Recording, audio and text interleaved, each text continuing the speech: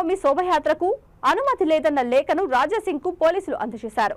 ఎవరు అనుమతి ఇచ్చినా ఇవ్వకున్నా శ్రీరామనవమి శోభయాత్ర చేసి తీరుతామని రాజాసింగ్ అన్నారు. 45 రోజుల క్రితం పర్మిషన్ కోసం అప్లికేషన్ పెట్టుకుంటే ఇప్పుడు వచ్చి పర్మిషన్ లేదంటే ఎలా అని ప్రశ్నించారు. ఆకాష్పురి హనుమాన్ దేవాలయం నుండి శోభయాత్ర చేసి తీరుతామని, శోభయాత్రను ఎవరు ఆపలేరని ధీమా వ్యక్తం చేశారు. హిందూ పండుగలను అడ్డుకోవాలని చూస్తే గత ముఖ్యమంత్రికి వచ్చిన పరిస్థితి మీకు వస్తుందని ముఖ్యమంత్రి రేవంత్ రెడ్డిని హెచ్చరించారు.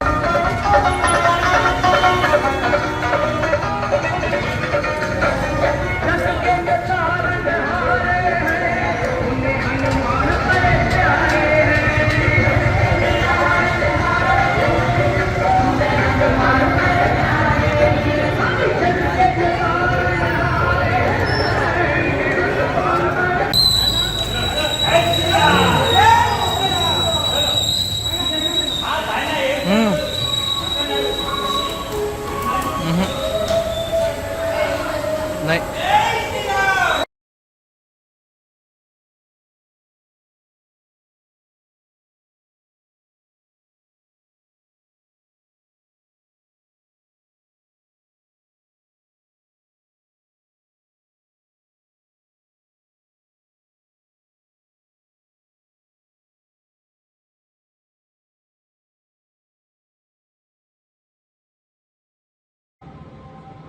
నైన్ ఓ క్లాక్కి లోకల్ పోలీసు వాళ్ళు నాకు ఒక పేపర్ ఇచ్చినారు. ఆ పేపర్లో ఏముందంటే, మీరు శ్రీరామనవమి శోభయాత్రకి ఏదో పర్మిషన్ పెట్టినారు కదా, దానికి మేము క్యాన్సిల్ చేస్తున్నామని ఇప్పుడే నాకు ఒక పేపర్ ఇచ్చినారు పోలీసు వాళ్ళు. కమిషనర్ గారు పంపించినారు. నేను పర్మిషన్కి పెట్టి దాదాపు 40 to 45 days అయింది. ఇన్ని దినాలు ఏం చేసినారు కమిషనర్ గారు? First question. సెకండ్, ఆ పర్మిషన్లో మీరు అంటున్నారు మేము ఒకటే శోభయాత్రకి పర్మిషన్ ఇస్తాం. అసలు ఒక శోభయాత్ర ఎక్కడి నుంచి వెళ్తుంది?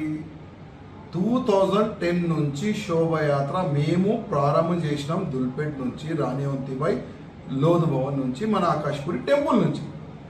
మీరు అసలు ఎవరికి పర్మిషన్ ఇచ్చినారు? మాకైతే అర్థం అవుతలేదు. కానీ మేము అనుకున్నాం, కాంగ్రెస్ గవర్నమెంట్ వస్తే హిందువుల పైన పక్కా పోలీస్ నుంచి దౌర్జన్యం అవుతుంది అని మేము అనుకున్నాం. ఎందుకంటే కర్ణాటకలో చూస్తున్నాము, ఎక్కడెక్కడ కాంగ్రెస్ వేరే వేరే పార్టీ కలిసి ఉంది. కేరళలో మేము చూస్తున్నాము, అక్కడ కూడా ఇట్లాంటి హిందూ ఫెస్టివల్ పైన కేసులు బుక్ చేసేది లోకల్ గవర్నమెంట్ పోలీసు వాళ్ళు. అదేవిధంగా కార్యక్రమం చేసే వాళ్ళ పైన ఒత్తిడి తీసుకొని రావాలి, ఇల్లీగల్గా కేసులు బుక్ చేయాలి. ఇది చాలా కాంగ్రెస్ గవర్నమెంట్ జరిగింది కూడా మేము చూస్తున్నాం. ఇది మాకు కొత్తది కాదు. ఎందుకంటే మేము అప్పుడు నేను కార్పొరేట్